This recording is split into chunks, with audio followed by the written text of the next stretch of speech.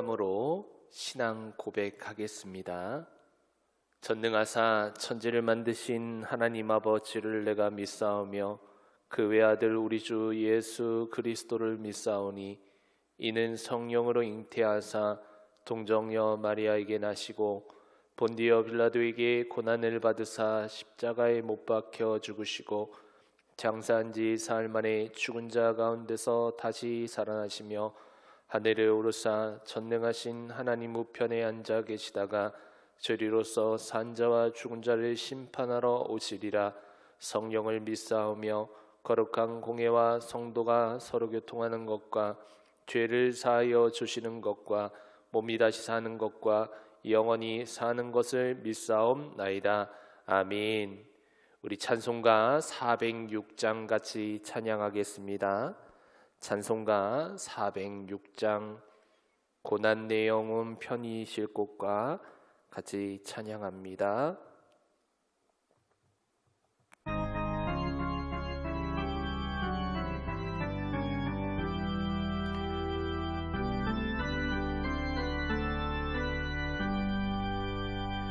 고난 내 영혼 편히 쉴 곳과 풍랑이 일어도 안전한 포구 폭풍까지 다 다스리시는 주의 영원한 팔이지에 주의 영원하신 팔 함께 하사 항상 나를 붙드시니 어느 곳에 가든지 요동하지 않으면 주의 팔을 의지함이라. 세상 친구들 나를 버려도 예수는 함께 동행함으로 주의 은혜가 충만하리니 주의 영원한 팔이지에 주의 영원하신 팔 함께 하사 항상 나를 붙드시니 어느 곳에 가든지 요동하지 않으면 주의 팔을 의지함이라. 나의 믿음이 연약해져도 미리 예비한 힘을 주시며 위태할 때도 안보하시는 주의 영원한 팔이지에 주의 영원하신 팔 함께 하사 항상 나를 붙드시니 어느 곳에 가든지 요동하지 않으면 주의 팔을 의지함이라.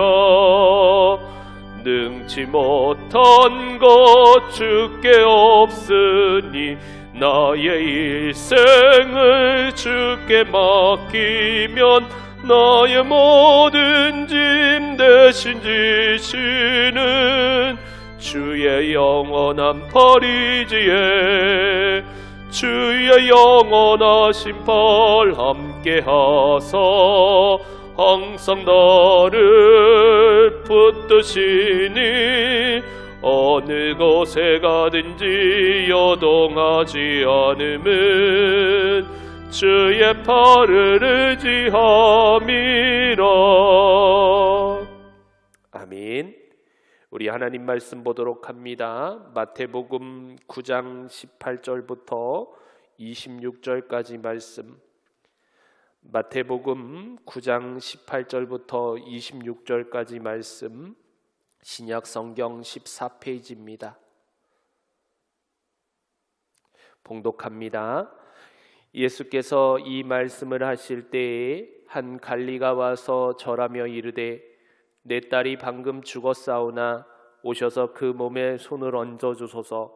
그러면 살아나겠나이다 하니 예수께서 일어나 따라가심에 제자들도 가더니 12해 동안이나 혈류증으로 앓는 여자가 예수의 뒤로 와서 그 겉옷가를 만지니 이는 제 마음에 그 겉옷만 만져도 구원을 받겠다 함이라. 예수께서 돌이켜 그를 보시며 이르시되 딸아 안심하라 내 믿음이 너를 구원하였다 하시니 여자가 그 즉시 구원을 받으니라. 예수께서 그 관리의 집에 가사 피리 부른 자들과 떠드는 무리를 보시고 이르시되 물러가라 이 소녀가 죽은 것이 아니라 잔다 하시니 그들이 비웃더라. 무리를 내보낸 후에 예수께서 들어가사 소녀의 손을 잡으심에 일어나는지라 그 소문이 온 땅에 퍼지더라. 아멘. 제가 잠시 기도하겠습니다. 살아서 역사하시는 주님, 우리가 비록 이곳에서 함께 예배드리지는 못하지만 아버지 하나님 가정에서 예배드릴 때 오늘 말씀을 통하여 주님의 마음이 드러나는 시간이 되게 하시고 우리의 삶 가운데 그 무엇보다 예수님을 나의 주인으로 삼아 살아가는 삶으로 다시 한번 전환하는 시간이 될 수 있도록 은혜 허락하여 주시옵소서. 전하는 자 듣는 자 모두가 예수님 앞에 모든 것을 맞추기를 원하오니 주님 도와주시옵소서. 그렇게 함께 하실 주님을 기대하며 예수 그리스도의 이름으로 간절히 기도드리옵나이다. 아멘. 우리 같이 집에 있지만 인사했으면 좋겠습니다. 코로나보다 더 크신 주님을 바라봅시다. 네. 여러분, 우리가 코로나를 묵상하다 보면 코로나에게 지배당합니다. 그러나 우리가 코로나가 힘들고 어려운 상황이라 할지라도 예수님을 바라보면, 예수님을 묵상하면 우리에게 상황과 환경을 뛰어넘는 기쁨과 평안과 자유함이 주어지게 될 줄을 믿습니다. 여러분의 가정에 또 직장에 또 여러분의 처한 모든 환경 가운데 오직 주님이 주시는 평안과 기쁨과 자유함으로 승리하는 하루하루가 되시기를 바랍니다. 우리가 성경을 볼 때 어떻게 보느냐가 굉장히 중요합니다. 특별히 이 마태복음은 유대인들을 대상으로 쓰여진 성경이기 때문에 그냥 단순하게 성경을 내가 임의로 해석했다가는 이 본문이 드러내고 싶어하는 내용을 제대로 이해할 수가 없게 되는 것이죠. 이 마태복음을 쓰여진 이유가 있습니다. 앞에서도 계속 이야기했지만 유대인들에게 이미 와 계신 예수 그리스도 메시아가 어떤 분이었느냐, 그분이 어떻게 구약에 예언되었고 그분이 지금 어떤 모습으로 와 있느냐라는 것을 말하고 있는 본문이 오늘 마태복음이라는 사실을 우리가 머릿속에 기억하고 이 말씀으로 들어가야 할 것 같습니다. 마태복음 9장 18절입니다.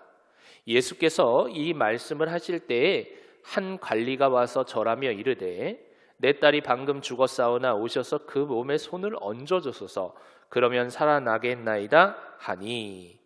자, 한 관리가 예수님으로 앞에 와가지고 절하는 장면이 등장하게 됩니다. 이 관리가 누구였는가 하는 것에 대해서 마가복음은 더 자세하게 기록해 놓았습니다. 마가복음 5장 22절입니다. 회당장 중에 하나인 야이로라 하는 이가 와서 예수를 보고 발 아래 엎드리어. 회당장이라고 하니까 여러분들 그냥 단순하게 회당을 빌려주는 어떤 관리인 정도로 생각하면 큰 오산입니다. 이 당시에 회당장이라고 하는 사람은 부, 명예, 권력을 다 갖고 있는 굉장히 높은 직급에 해당하는 사람이었습니다.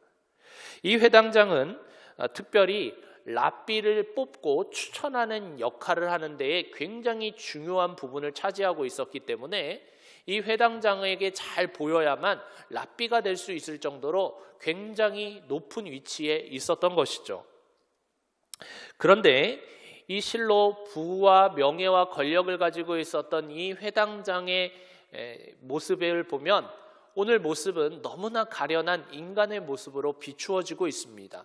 왜 그랬을까요? 여러분, 누군가에게 무릎을 꿇는다는 것은 이 당시의 복종을 의미하고 또 그 무릎 꿇은 사람이 어떤 명령을 내리든지 그 명령을 행하겠다는 태도입니다. 이 모습을 도대체 회당장이었던, 그 당시에 가장 명예와 부와 권력을 가지고 있었던, 남부럽지 않았던 이 사람이 왜 이러한 모습으로 예수님 앞에 나아가고 있는 것일까요? 그것에 대해서 누가복음 8장 42절은 이런 말씀을 하고 있습니다.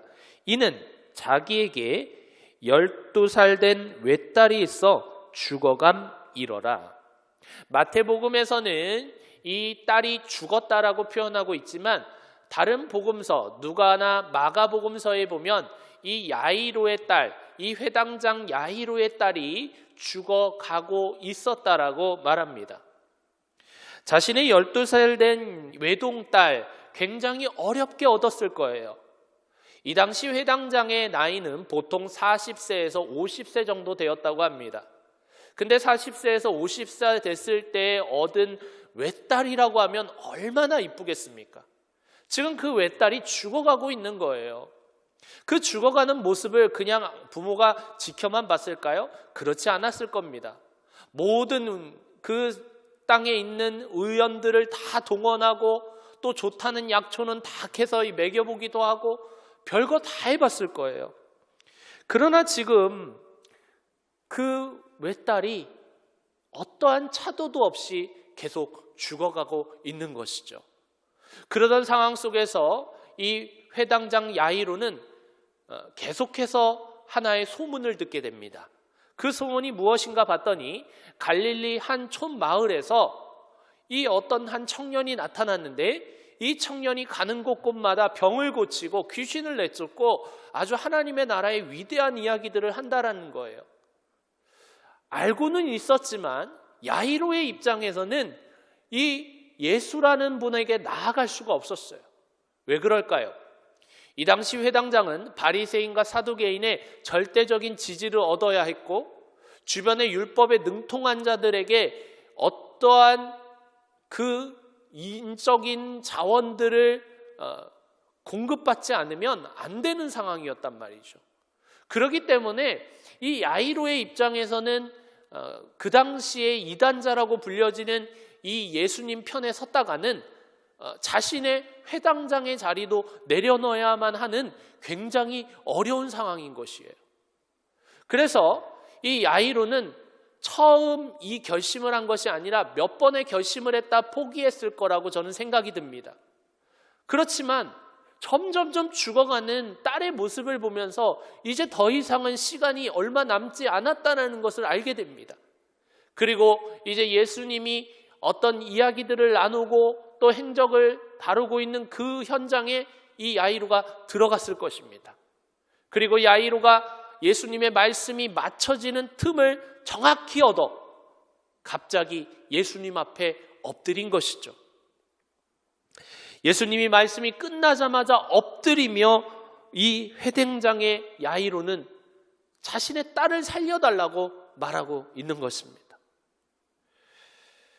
마가복음 이 말씀에 보면 야이로의 딸이 12살이 되었다라고 되어 있죠.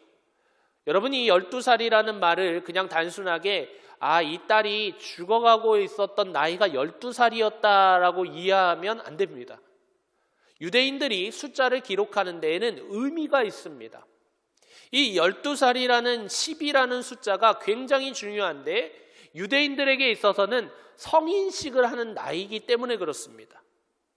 그러니까 이 외동딸은 이제 성인식을 해서 사회에 나가야 되고 이제 진정한 여자가 되어야 하는 그 상황 속에서 죽어가고 있었던 것이에요.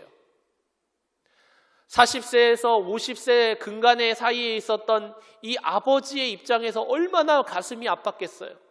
하나밖에 없는 외동딸이 죽어가는데 다른 친구들을 바라보니까 다른 친구들은 이제 결혼해서 좋은 가정을 이룰 준비를 하고 이러는 거예요.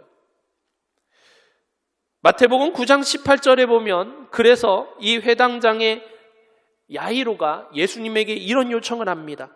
내 딸이 방금 죽었사오나 오셔서 그 몸에 손을 얹어주소서. 그러면 살아나겠나이다 하니. 지금 야이로가 예수님을 제대로 알고 있는 것 같아요? 아닌 것 같습니까? 사실은 예수님을 제대로 모릅니다. 왜냐하면 예수님께서 메시아로 이 땅에 오셔서 모든 일을 할 수 있다라는 것을 알았다면 굳이 손을 얹어서 기도해야 되는 이 당시 관례의 병을 고쳤던 어떤 여러 가지 사람들과 똑같이 취급하지는 않았을 거예요. 우리는 앞에서 로마의 백부장이 자신의 신하를 고쳐달라고 했을 때, 자신의 종을 고쳐달라고 했을 때의 장면을 떠올려야 합니다. 백부장은 이 자신의 종을 고쳐달라고 할 때 말씀만 하면 고쳐진다고 말했어요. 근데 이 당시에 가장 말씀을 잘 알고 율법에 능통하며 사람들에게 선망의 대상이었던 이 회당장 야이로는 예수님을 아는 것 같으나 제대로 몰랐던 것이죠. 그래서 회당장 이 야이로는 예수님이 직접 가셔서 손을 얹어야만 뭔가 굉장히 영험한 능력이 나타나서 자신의 외딸을 고칠 수 있을 거라고 생각했다는 거예요. 그런데 이 이야기를 듣고 예수님의 모습이 참 희한합니다.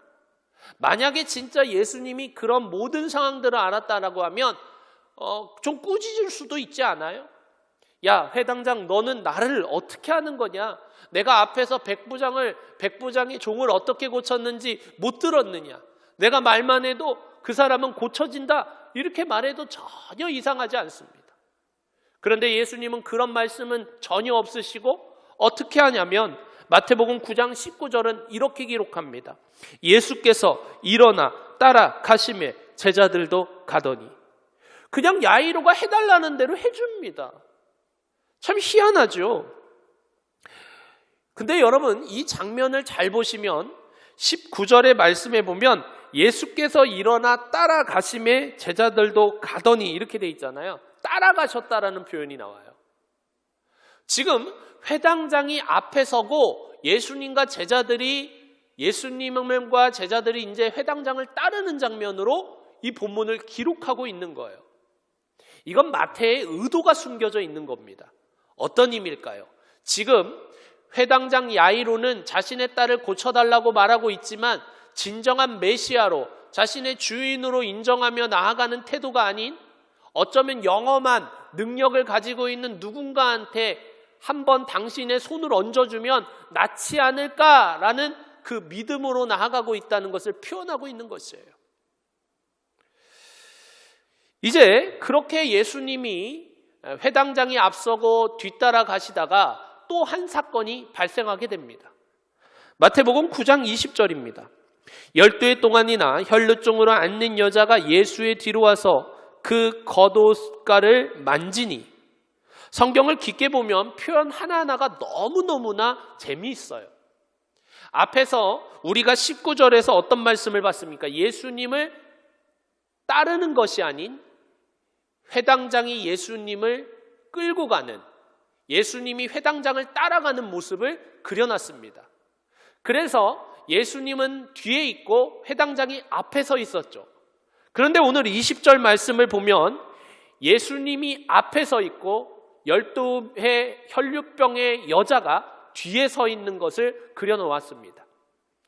이것은 단순한 내용이 아니라 지금 이 12해 혈류병이 들었던 이 사람은 세상에서 가장 부정한 여자로 취급되는 사람이에요. 레위기법에 따르면 계속해서 몸에서 무엇인가 나오는 일이 일어나면 그 사람은 부정한 사람이 되어서 하나님의 공회에 들어갈 수 없다라고 되어 있습니다. 이 하나님의 공회는 이 당시에 회당을 얘기하기도 합니다. 그러니까 회당에 들어갈 수 없는 철저한 부정한 여인이에요. 그런데 야이로는 어떻습니까? 야이로는 그 당시에 가장 정한 사람이라고, 가장 깨끗하고 하나님과 굉장히 가까이 다 있었던 사람이라고 불려지는 사람이었어요. 그런데 그 사람은 예수님을 끌고 가고 있고 전혀 부정하다고 세상에서 버려졌다라고 이야기하는 그 사람은, 그 여인은 예수님 뒤에 서고 있는 모습을 마태는 놓치지 않고 그려놓고 있습니다.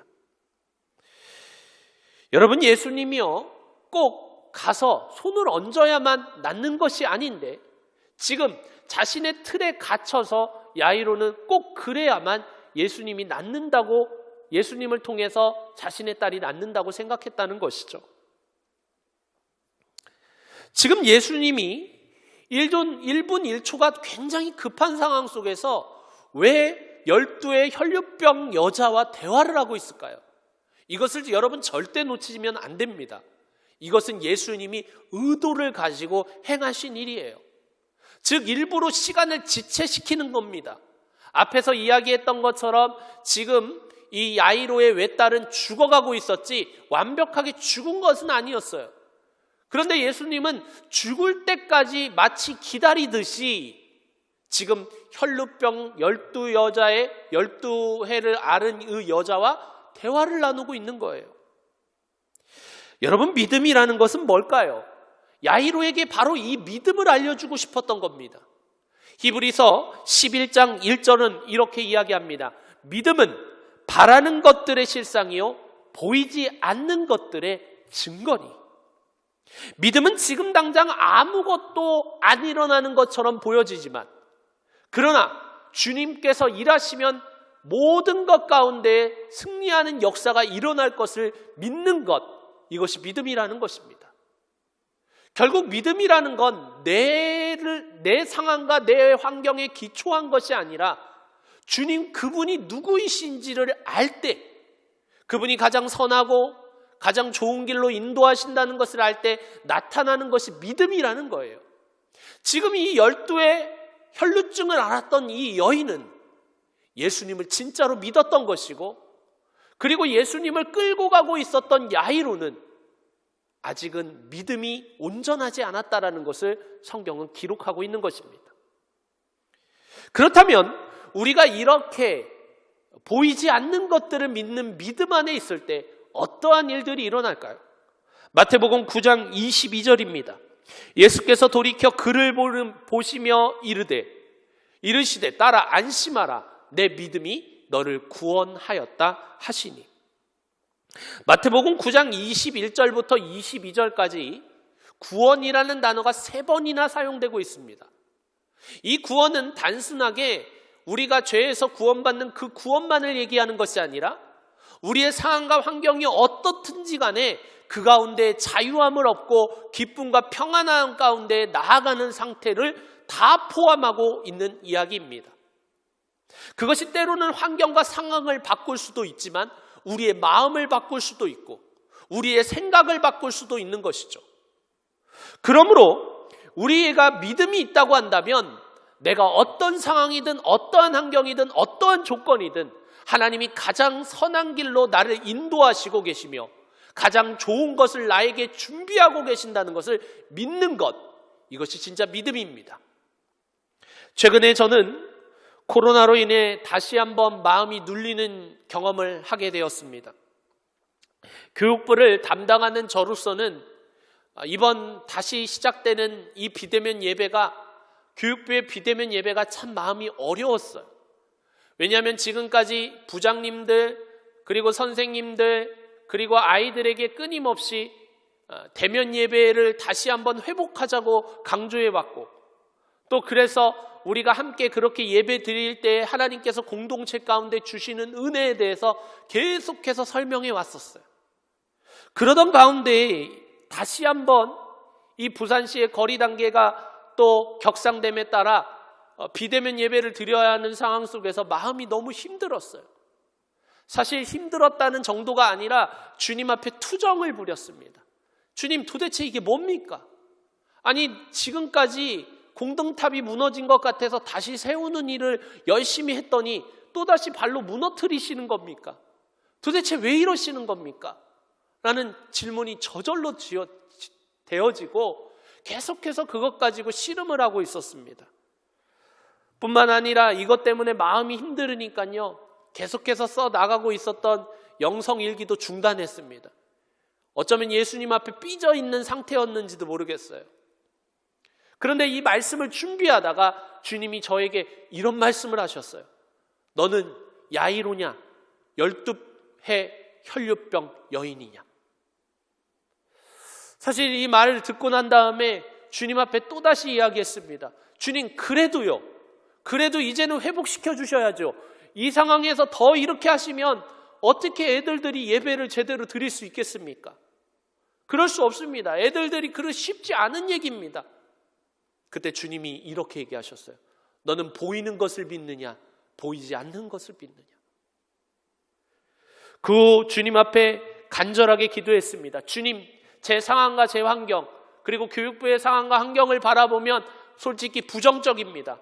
그러나 주님은 가장 선하시고 가장 좋은 것을 주는 부신이시라는 것을 내가 믿고 나아가겠습니다. 그 믿음을 주옵소서. 내가 주님에 대한 바른 이해를 주옵소서. 그렇게 기도했어요. 그리고 이 말씀이 다 원고가 완성되는 그 지점에서 정말 진정한 자유와 평안을 얻었습니다. 분명 지금은 어려운 상황입니다. 그러나 주님께서 이 상황을 통하여 더 선하고 위대한 일을 행하실 것을 기대하며 저는 나아갈 것입니다. 마태복음 9장 23절은 이렇게 이야기합니다. 예수께서 그 관리의 집에 가서 피리 부는 자들과 떠드는 무리를 보시고, 예수님은 매우 의도적으로 행하셨다는 게 여기에도 등장하죠. 철저하게 죽은 상태가 될 때까지 예수님은 몰아가신 거예요. 야이로를 정말 끝까지 몰아가신 거예요. 우리는 안 그럴까요? 우리가 코로나 상황으로 인해서 도저히 여러 가지 어려움에 처해져서 정말 막다른 골목이라고, 더 이상 주님 이렇게까지 하시는 이유가 뭡니까? 라는 환경에 처하게 하시는 이유가 도대체 뭘까요? 하나님이 어떤 분이신지를, 예수님이 어떤 분이신지를 그 마지막 지점에 드러내기를 원하시기 때문입니다. 지금 이 예수님이 모습을 보면 피리 부고 또 떠드는 자들이 있었다. 이것은 그냥 단순하게 피리를 불고 떠드는 정도의 이야기가 아니라, 이 당시에 장례를 행할 때에는 누군가가 죽었으면 그걸 곡하는 사람, 피리 부는 사람을 사다가 장례식을 떠들썩하게 만듭니다. 우는 소리를 계속해서 내는 사람이 실제로 있었습니다. 지금 보세요. 예수님이 도착하시기 전에 딸이 있었던 그 집은 울음소리와 또 슬픈 피리 소리만 가득한 죽음의 냄새가 나는 그런 땅이었습니다. 그곳에 지금 예수님이 도저히 답이 없는 그 상황 속에 들어가시는 거예요. 그런데 야이로의 행동이 이상합니다. 만약에 야이로의 급한 마음이라고 한다면 지금 예수님한테 따져야 되는 거예요. 아니, 예수님, 혈류병 환자 그 여자만 얘기하지 않았어도, 우리가 늦지만 않았어도 내 딸이 죽지는 않았을 겁니다. 이렇게 얘기해야 되거든요. 근데 야이로는 어떤 행동을 했을까요? 놀랍게도 야이로가 어떤 행동을 했다라는 내용이 나와 있지 않습니다. 망연자실해도 지금 당연하다고 여겨지는 그 상황 속에서 지금 야이로는 대답이 없어요. 어떤 내용도 없어요. 그럼 야이로가 너무나 낙담해서 쓰러져 있었을까요? 자, 마태복음 9장 22절입니다. 딸아, 안심하라. 내 믿음이 너를 구원하였다. 이것은 앞에 혈류병 여인을 주님이 고치시고 하셨던 이야기입니다. 이 모습을 야이로이는 보았어요. 어떤 모습이었습니까?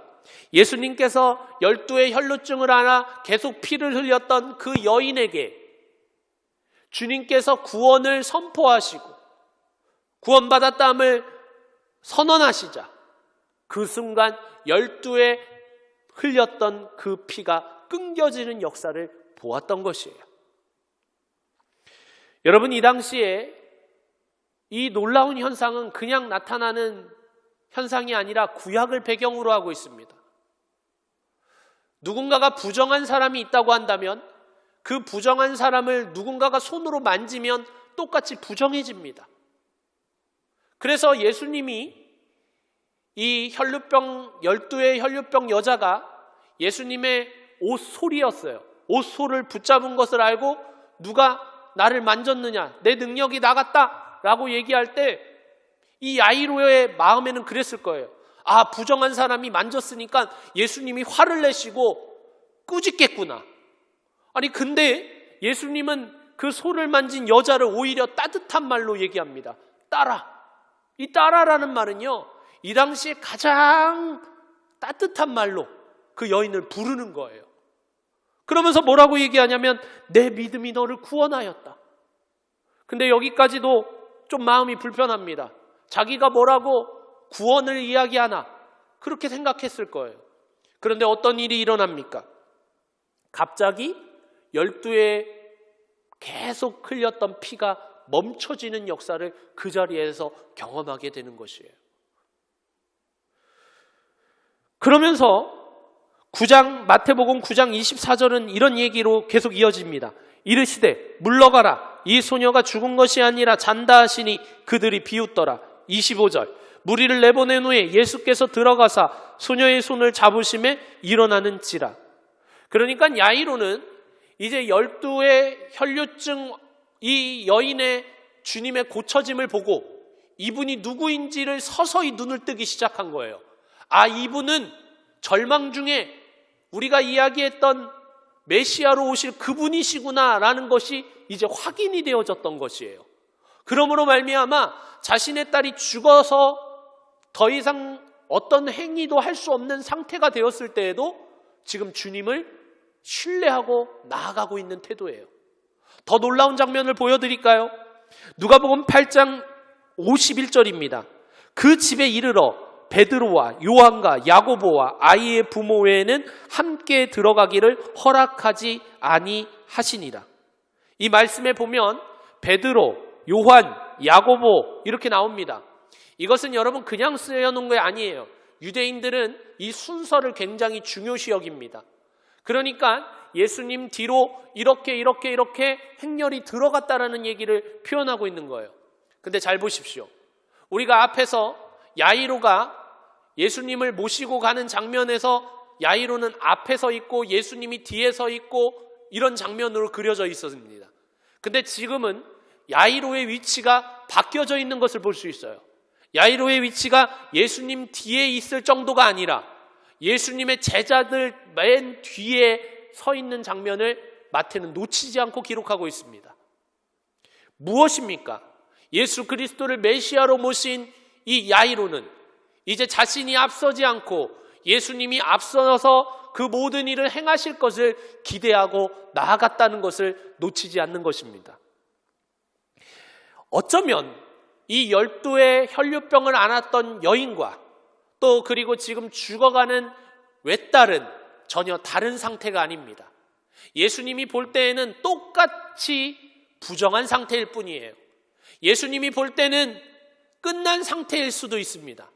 그러나 그 가운데에서 주님은 죽은 자를 살리키시고 병든 자를 일으키시는 주님이라는 것을 드러냄으로 인해 이 야이로와 또 이 책을 읽는 유대인들에게 말하고 싶은 건 예수 그리스도는 아무리 절망과 아무리 어둠이 가득한 그 땅에도 주님이 가시면 일하는 것이며 그 일하심을 통해 하나님께서는 놀라운 빛을 비추는 그날이 올 것이라고 말하고 있는 것입니다.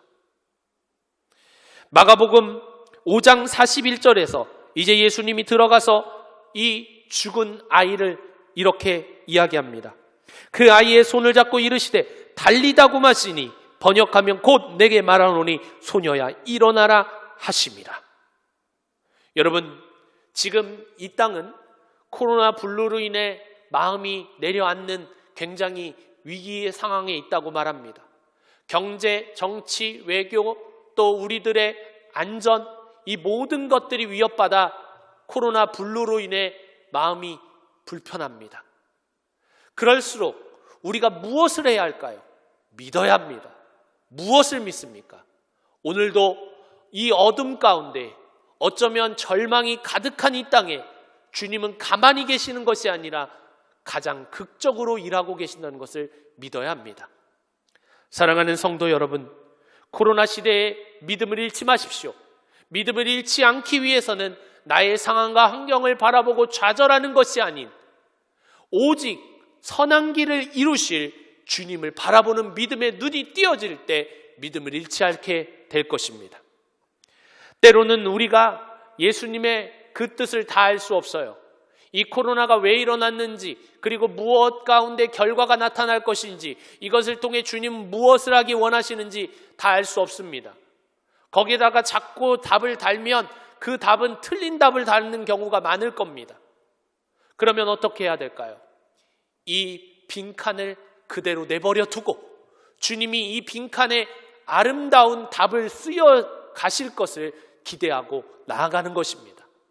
우리가 할 수 있는 것이라고는, 우리가 믿는 주님은 가장 선하고 좋은 길로 인도하시는 주님이라는 사실을 믿고, 그분이 우리를 위해 십자가에 죽으시고 모든 죄를 대신하신 가장 참되신 분이라는 것을 의지하여 오늘 상황과 환경을 바라보며 믿음으로 나아가는 것입니다. 주님을 신뢰하십시오. 어떤 상황에서든 어떤 환경에서든 주님을 신뢰할 때 우리는 기쁨과 평안과 자유함을 잃지 않고 주님의 행하심을 기대하며 나아가게 될 것입니다. 기도하겠습니다. 살아서 역사하시는 주님, 오늘 야이로의 모습이 우리들의 모습은 아니었는지요? 우리가 가지고 있는 틀 속에 주님은 이렇게 일하셔야 된다고 말하고 나아가고 있었는지는 우리 자신을 돌아보게 하시고, 이제는 내 틀 속에 가든 예수님의 틀을 부셔버리고 예수님이 아름답게 내가 상상할 수 없는 가운데 놀랍게 일하실 것을 기대하며 나아가는 시간 되게 하옵소서. 그래서 이 코로나가 다 종식됐을 때, 주님이 그때 그 일을 하신 것이구나 라고 이해되는 날이 올 수 있도록 은혜 허락하여 주시옵소서. 코로나로 어려움 당할 때 이곳에 억지로 답을 달아 내 마음껏 내 생각대로 주님을 판단하지 않기를 원합니다. 그냥 믿기만 하면 됩니다. 주님은 선하시고 좋으신 분이시고 가장 완전한 길을 이루신다는 주님을 믿는 시간이 되게 하시고, 이를 통하여 이 땅에 하나님의 놀라운 역사들이 다시 한번 일어날 것을 기대하는 시간 되게 하옵소서. 주님, 코로나로 어려움 당하고 있는 수많은 나라들이 있습니다. 특별히 위로체계가 온전하지 못하여 더욱더 아픔 가운데 있는 많은 나라들을 기억하여 주시옵시고, 그 나라에게 주님의 긍휼을 베풀어 주셔서 하루속히 코로나가 종식될 수 있도록 은혜 허락하여 주시며, 아무리 어렵고 힘든 상황 가운데라도 할지라도 주님이 주시는 평안과 기쁨과 자유함을 잃어버리지 않도록 은혜 내려 주시옵소서. 살아서 역사하시는 주님, 이 시간 이 땅 이 민족을 위해 기도합니다. 특별히 북한 땅에 또다시 코로나 때문에 또 여러 가지 경제적 핍절 때문에 수많은 사람들이 숙청을 당하는 일들이 일어나기 시작했습니다. 주님, 북한 땅을 긍휼히 여겨 주옵소서. 북한 땅에 더 이상 억울하게 죽어가는 영혼들이 없도록 주님 지켜 주옵소서. 특별히 그 땅에 처음 복음이 들어가 아버지 하나님 놀라운 일들이 이루었던 현장이 다시 한번 재현되는 북한 땅이 될 수 있도록 도와주시옵시고, 복음을 통해 그 땅에 공산주의적인 모든 모습들이 무너질 수 있도록 은혜 허락하여 주시옵소서. 살아서 역사하시는 주님, 이 대한민국 땅을 위해 기도합니다. 대한민국 땅에 허락하신 이 코로나로 인해 많은 어려움이 있지만 이 가운데 주님의 선한 역사들이 일어날 줄을 기대하며 나아가오니 주께서 일하심을 볼 수 있는 우리의 믿음의 눈이 모든 믿는 자로부터 띄어지는 시간 되게 하옵소서. 살아서 역사하시는 주님, 정치, 경제, 사회, 문화, 외교 모든 부분에 하나님의 질서를 파괴하는 모든 정책들과 법안들은 무너지게 하시고 하나님의 뜻이 온전히 이 땅 가운데 세워질 수 있도록 은혜 허락하여 주시옵소서. 특별히 이제 내일 있을 수능 보는 아이들을 위해 기도합니다. 우리 수험생 아이들 하나하나를 기억하여 주시옵시고 하나님이 주시는 지혜와 명철함을 가지고 잘 시험을 치를 수 있도록 도와주시고, 특별히 이 시간을 통하여 코로나가 확산될 것을 염려하는 당국의 그 염려가 사그라들 수 있도록 은혜 허락하여 주시옵소서. 좋은 일기를 허락하여 주시고 좋은 컨디션을 허락하여 주시고, 무엇보다 주님이 주시는 평안함 가운데 시험 칠 수 있도록 은혜 허락하여 주시옵소서. 주님, 이 시간 기도합니다. 이 부산 땅을 긍휼히 여겨주시고 더 이상 확진자들이 늘어나지 않도록 붙잡아 주시며 확진자들의 가족들을 기억하여 주시사 그 확진자의 가족들이 마음의 눌림으로 괴롭당하는 일들이 일어나지 않도록 우리가 서로 사랑의 띠로 하나가 되주게 하여 주시옵소서. 주님, 우리 교회 가운데 병들고 여러 가지 아픔 속에 있는 우리 성도들이 있습니다. 성도들 하나하나 찾아가 위로하여 주시옵시고 주님이 주시는 주님의 긍휼하심과 자비하심과 그리고 위로오심의 역사가 나타남으로 인하여 머리부터 발끝까지 진정으로 회복되는 온전한 시간이 되게 하옵소서. 우리의 예배를 축복하시는 주님, 우리의 예배가 때로는 비대면으로 드리는 예배라 할지라도 더욱 주님을 사모하는 마음으로 나아가는 예배의 시간이 되게 하시고 예배의 결과로 6일의 삶을 예수로 살아내는 우리들 되게 하옵소서. 그렇게 역사하실 주님을 기대하며 예수 그리스도의 이름으로 간절히 기도드리옵나이다. 아멘. 광고하겠습니다. 여러분들 각 가정에서 모두 예배 드릴 텐데 그 예배 가운데 주님의 위로하심이 있었기를 바랍니다. 부산시가 거리두기 단계를 방역 방침에 의해서 3단계에 준하는 수준까지 목요일 유지하게 됩니다. 그러므로 말미암아 우리 교회에서는 새벽 예배를 목요일까지는 드리지 않습니다. 그래서 여러분들 가정에서 비대면으로 예배를 드려주시면 감사하겠고요. 금요일부터 어떻게 되어지는지에 대한 부분들은 여러분들한테 더 나오면 더 자세하게 알려드리도록 하겠습니다.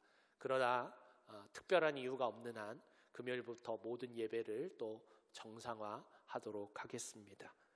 여러분 12시 정오기도 꼭 기억해서 함께 기도해 주시기 바라고요. 예배는 1부, 2부, 3부, 4부 그렇게 드린다는 것 기억하셔서 특별히 1부와 4부에 많이 좀 나오셔서 예배가 분산되도록 해주시기 바랍니다. 당분간 소모임은 하지 않습니다. 당회도 연기하도록 하겠습니다. 성교회는 12월 첫 주까지 총회를 마쳐주시고 그렇게 나아가 주시기 바랍니다. 우리 찬송가 같이 찬양하고 주님이 가르쳐준 기도로 모든 예배를 주님 앞에 올려드리기 원합니다. 523장 같이 찬양합니다. 찬송가 523장입니다.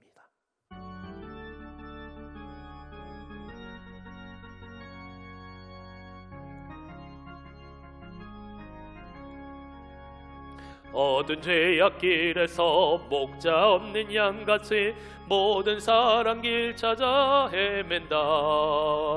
자비하신 하나님 독생자를 보내사 너를 지금 부르니 나오라. 이때라 이때라 주의 긍휼 받을 때가 이때라. 지금 주께 나와 겸손하게 아뢰라. 구원함을 얻으리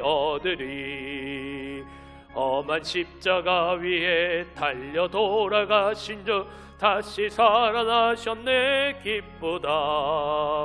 죄인 구원하실 때 어서 주께 나와 그 신 은혜 구하라 구하라. 이때라 이때라 주의 긍휼 받을 때가 이때라. 지금 주께 나와 겸손하게 아뢰라. 구원함을 얻으리. 주의 귀한 말씀에 영원 생명 있나니 주님 너를 용서해 주신다. 주가 부르실 때에 힘과 정성 다하여 주의 은혜 받으라. 이때라 주의 긍휼 받을 때가 이때라. 지금 주께 나와 겸손하게 아뢰라. 구원함을 얻으리.